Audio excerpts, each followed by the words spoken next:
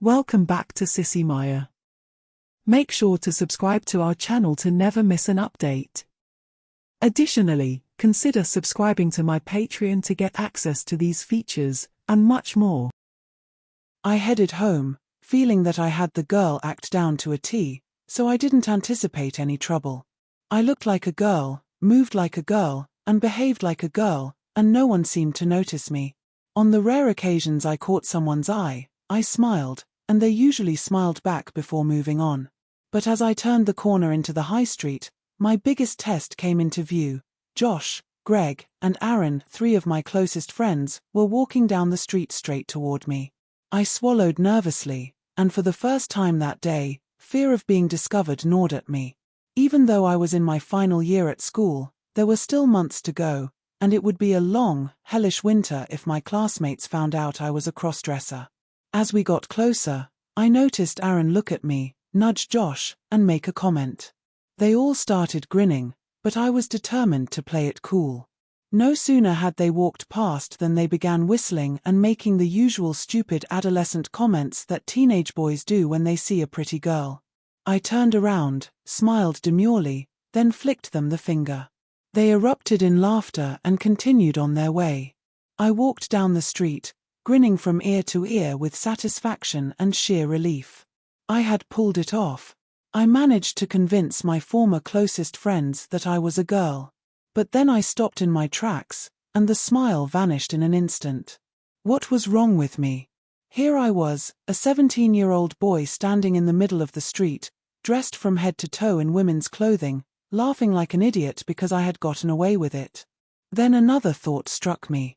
My father had been rushed to the hospital yesterday afternoon for an emergency appendectomy, and even though I hadn't put my blouse and skirt back on after the ambulance left, I still spent the evening in my bra and girdle, the same ones I had thoughtlessly worn this morning and all day.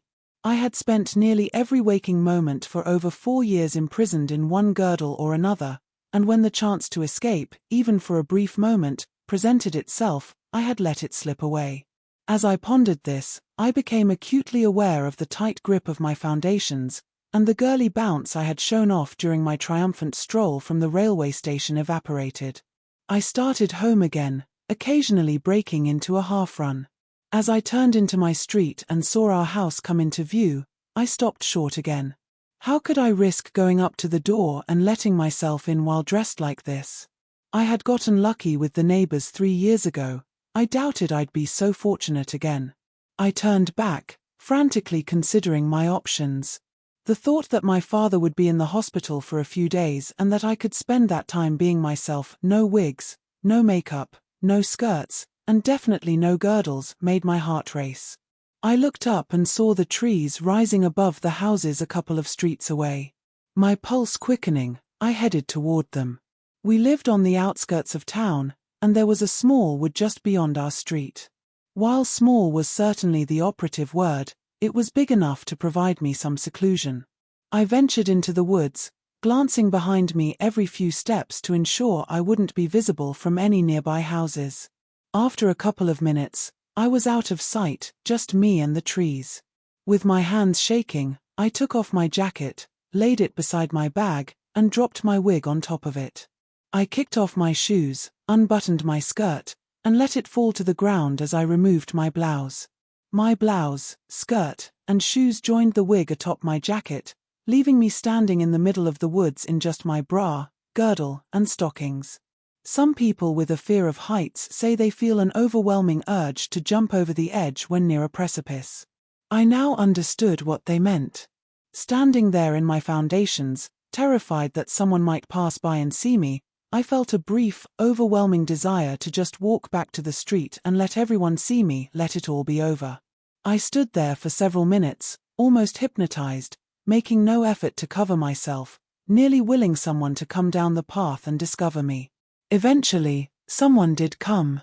Fortunately, I heard their footsteps just before they appeared, snapping me out of my trance and filling me with intense fear. I dropped into the long grass and lay there, heart pounding, as Bill McDowell and Jade Davis walked past, hand in hand. A year below me at school, they had been dating for a few weeks and were nauseating everyone with their lovey-dovey routine. My pile of clothes was hidden behind a small mound that kept them out of view from the path, but my bag was in plain sight. If they spotted it and came over to investigate, I would have no way to escape. Thankfully, they walked on, completely engrossed in each other and oblivious to anything else. Once their voices faded into the distance, I scuttled over, grabbed my bag, and pulled out my clothes. I had put one leg into my jeans before I realized, yet again, that I was still wearing the damn girdle when it wasn't necessary. I unzipped and unhooked it, briskly peeling it off, stockings still attached. I was left in my panties, but since I had no other underwear, I decided I could live with it. I unhooked and removed my bra, then unceremoniously bundled the pile of female clothes into the bag. I got dressed, pulled out some tissues and lotion, and removed as much makeup as I could before heading out of the woods and back home. The feeling of freedom around my hips as I walked along the street and approached the front door was both unfamiliar and astonishing. While bras, skirts, and other items were never full-time wear, since I had to go to school looking like a boy, the one constant in my life over the past few years had been a girdle. Being out and about without one felt so utterly alien that, to my surprise, it actually felt wrong. Part of me felt undressed and self-conscious. I was strangely unsettled as I unlocked the door and entered the house. I should have been thrilled about this newfound freedom, yet I felt utterly confused. In the last 24 hours, I had been cross-dressed when there was no need, felt elation at successfully passing as a woman, and now, most disturbingly, was feeling uneasy and uncomfortable about not wearing a girdle, for Christ's sake. As the evening wore on, my feelings of guilt intensified. I struggled to make sense of it. Why should I feel guilty about not wearing women's clothes? Was I so afraid of him that even when there was no chance of him discovering what I was doing, I still felt compelled to dress as a girl? Had I really been brainwashed to that extent? No matter how much I analyzed it, the emotional turmoil and discomfort I felt now, with only a pair of panties on, was almost as bad as the feelings I experienced on my 13th birthday when I spent my first day in a girdle. That night, I could hardly sleep. Every time I closed my eyes, I saw two images of myself. The first as a 13-year-old lying on my bed in my Christmas presents, a long-line bra, open girdle, and stockings, so shocked by how it looked and felt that I couldn't even cry, and the second from earlier that afternoon in the high street, again wearing a bra, girdle, and stockings, standing there with a silly smirk as my classmates wolf-whistled at me. I got up the next morning, another Monday, another school day, determined to put the previous night's silliness behind me. As I got dressed, I pulled on a pair of panties since I had no other underwear, that would be all. I slipped on my trousers and the rest of my uniform and headed downstairs for breakfast. My trousers felt a little tight, having tried them on while wearing a girdle, but it was bearable. I checked myself in the mirror at least a dozen times. Did I look fatter? Did my backside look different now that it wasn't being smoothed out? Would anyone notice anything unusual? The feelings of guilt, and I have to admit, panic, were welling up inside me. After tidying up the breakfast dishes, I grabbed my bag, opened the front door, and stepped outside, pulling it shut behind me. A few seconds later, the door opened again, and I headed upstairs. That morning, I walked to school in a daze, trying to understand what was happening to me, what was going on in my head, and completely failing to do so. I spent the rest of the day in the same state, the teacher's voice washing over me as I stared at my reflection in the window, slumped in my seat, hands in my pockets, fingering the suspenders that connected my black lace-top stockings to my firm control long-leg panty girdle. The secretary smiled at me as our eyes met while I scanned the room. I returned her smile but quickly looked back down at the newspaper, absorbing none of it. My eyes simply skimmed the page as I sat there, lost in thought. I had made one of the biggest decisions of my life by coming here today, and there was no turning back. My thoughts drifted back to the day I told my father that I had been invited to an interview for a place at university. I had deliberately cast my net wide in my efforts to ensure that wherever I ended up, it would be far from home. Thanks to him, I had spent 5 years, almost a third of my life, being forced to cross-dress at every opportunity. 5 years of being imprisoned in a girdle for nearly every waking moment. 5 years of evenings and weekends spent in a bra. 4 years of evenings and weekends fully dressed as a girl. Slowly, without realizing it, I had started to accept it. Where once I would cry while getting dressed, unable to look at myself in the mirror, I had reached a point where I would slip into a girdle most mornings without a second thought, checking myself in the mirror while wearing the girliest outfits without blushing. Christ, he had nearly conditioned me to accept this as normal. Normal. It took that close encounter with my classmates a few months ago to shake me out of this stupor and remind me just how warped my life had become. To sort out my thoughts, I made myself stand in front of the mirror and scrutinize my reflection in various stages of female dress, from blouse and skirt to frilly petticoat, all the way down to my ever-present foundations. I looked myself in the eye and asked some tough questions about how I truly felt. Had I really come to like this? Years of forced cross-dressing had nearly twisted my mind into accepting it as normal, but could I honestly say I enjoyed it? Absolutely not. There was no doubt about that. Even after all this time, I could honestly claim I got no pleasure whatsoever from wearing women's clothes. Given that fact, did I really want to enter adulthood pretending to be a woman?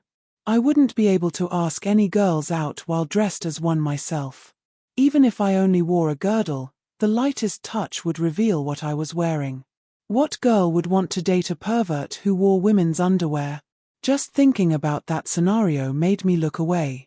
The feelings of disgust that had been dormant for so long began to resurface. I looked back slowly and, for the first time in years, truly saw myself. I examined my shaved legs in sheer black stockings, the broad lacy tops hooked onto the suspenders of my firm open girdle, the paneling and stitching of the girdle rising to meet my long-line bra. I noticed the breast forms bulging in the cups of the bra and the thick straps digging into my shoulders. Finally, I looked myself straight in the eye, tears streaming silently down my cheeks.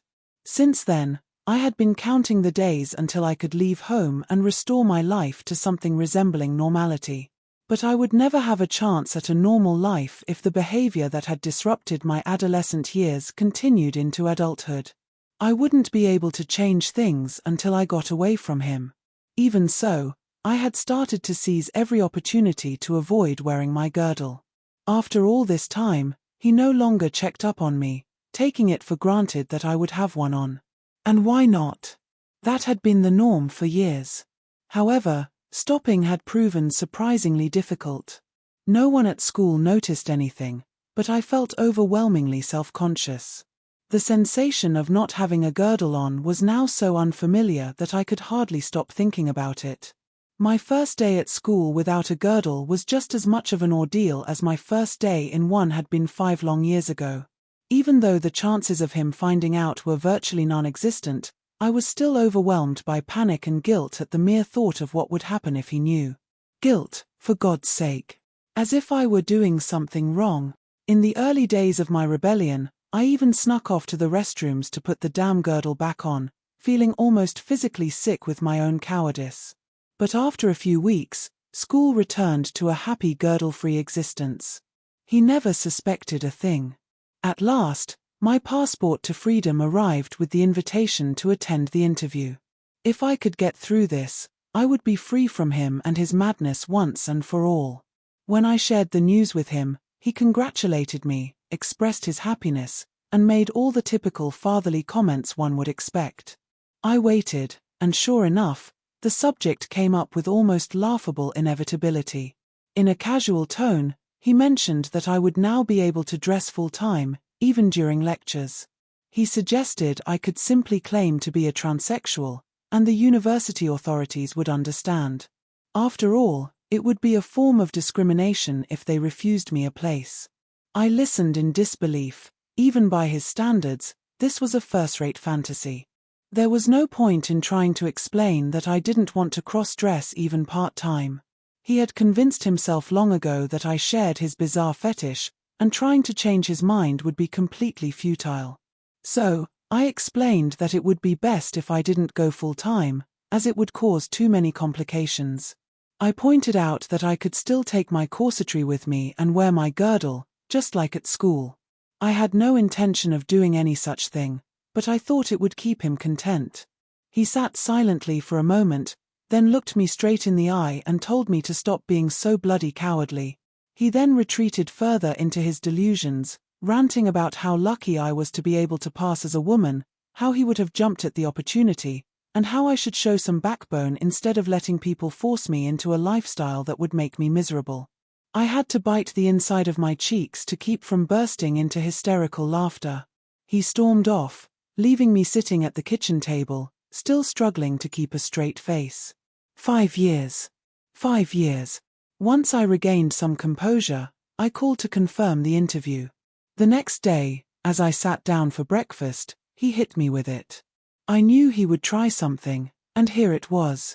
Since I was too weak to make the right choice, he lectured, he would have to make it for me. If I agreed to live as a woman at university, he would cover all my tuition fees and provide an allowance on top of that. If not, I would be on my own. This was unbelievable. He was trying to bribe me. No, it wasn't just bribery, it was blackmail. He was threatening me with my own future, the sick bastard. Sitting in the waiting room nearly a month later, I was still shocked that he could do something like that. I shifted in my seat, brushed some lint off my new suit, and, aware that the secretary was looking at me again, turned the page of the newspaper while reliving the most important weeks of my life. He had given me a stark choice. I could attend university as a man and try to lead a normal life, struggling financially and perhaps even having to give up on my hopes of getting a degree and a decent career. Or, I could go as a woman, be financially secure, but have to come out as a crossdresser. I might manage to hide it from the student population, but the university authorities would need to be informed about Davina and would have to grant their permission. Even if I went back to being Daniel after graduation, the knowledge would be out there, following me for the rest of my life. Every prospective employer who checked my references would know. People being people, that information would get around. It would haunt me forever. That night, I lay in bed, almost relieved that things had finally come to a head. I had slowly been reducing my cross-dressing over the past few months, and now was my chance to take a stand, tell the old man to piss off, and get my life back on track. It would be challenging, but I could try. If I adopted a frugal lifestyle, the loan repayments shouldn't be too crippling when I graduated. There would surely be scholarships to apply for. Even if it meant living like a bum for a few years, I could finally be happy again. I glanced across at the girdle and bra lying on the chair on the far side of the room. A few more months, and I would never have to wear them again. Ever. As he had said, all I needed to do was show a little backbone. I jumped when the secretary touched my shoulder and told me I could go in now. Well, this was it. I set the unread paper beside my untouched cup of coffee, took out a handkerchief, and dried my sweaty palms. Sensing my nervousness, she offered me a few words of encouragement as I stood up. I smiled and turned to check my reflection in the office window. The suit had cost a bit, but I looked the part. Now, I just had to act the part too. As I heard the office door open behind me, I took a deep breath, straightened my jacket, smoothed the creases from my skirt, turned around, and smiled.